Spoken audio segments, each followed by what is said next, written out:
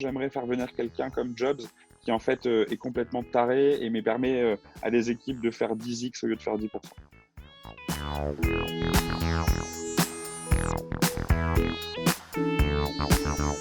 Je suis Charles Thomas, l'un des 4 cofondateurs et le CEO de Comet. Et Comet, on est une plateforme qui connecte instantanément des freelances dans la tech avec des grands groupes. En fait, j'avais vraiment conscience que le marché et l'industrie dans laquelle on évolue a un énorme problème. C'est que les consultants sont pas très heureux, ils n'arrêtent pas de changer de boîte, ils sont pas très fans des SS2I, les clients non plus. Donc j'avais conscience qu'il y avait un énorme problème à tacler et ça m'excitait de résoudre ce problème-là.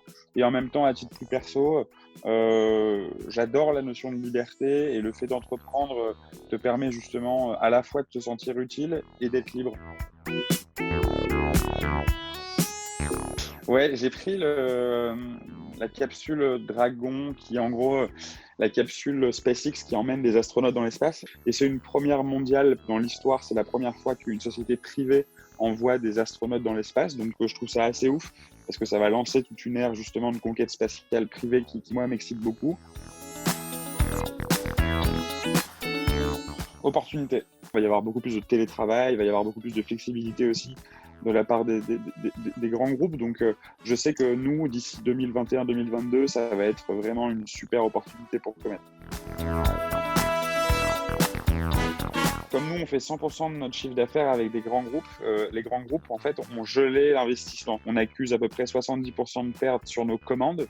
Par contre, le côté positif, c'est que, en fait, nous, on a vu qu'on était sur des projets stratégiques chez nos clients, que nos freelances étaient très matures et que les clients aussi pour bosser en remote, parce que sur les 200 freelances qui bossaient avec nous au mois de mars avant le confinement, le point positif, c'est qu'aujourd'hui, on en a toujours 200 qui bossent. Les plateformes de freelance ont toujours été très opposées au SS2I parce qu'on caricature souvent le SN ou SS2I comme étant un peu la boucherie et la plateforme comme le chevalier blanc. Moi, j'ai discuté ces dernières semaines avec beaucoup de patrons ou de dirigeantes de SS2I, de conseils, d'agences.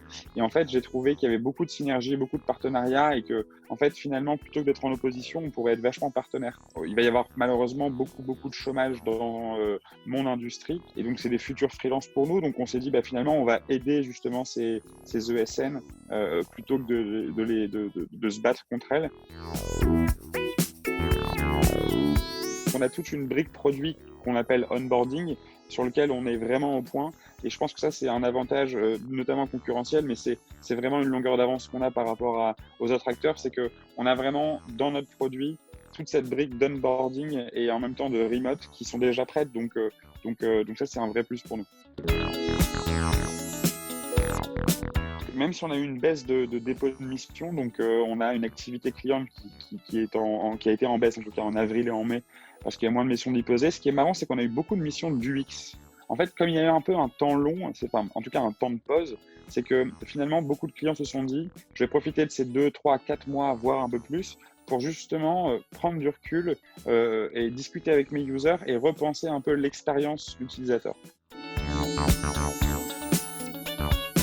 C'est Jobs d'Apple, j'aimerais bien le rappeler pour faire venir. Il y a un très beau bouquin sur le 10% versus le 10x, donc le fait de faire 10 fois. On a un board magnifique, mais qui se concentre sur comment on fait 10% de revenus en plus, 10% de dépenses en moins et pas 10x.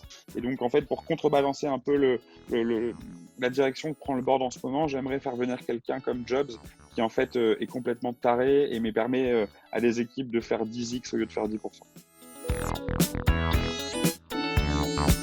Ouais, moi je suis tombé fan, vraiment amoureux d'une série Netflix qui s'appelle The Last Dance, qui est une série sur Michael Jordan. C'est une question de boulot et pour pouvoir mettre autant d'énergie dans le boulot, il faut justement être passionné. Donc en fait, je trouve que ce mec, Michael Jordan, en fait, c'est l'illustration parfaite de la résilience, la passion et surtout la sueur, quoi. C'est un mec qui était toujours le premier à l'entraînement, le dernier, et qui mettait le niveau d'exigence tellement haut.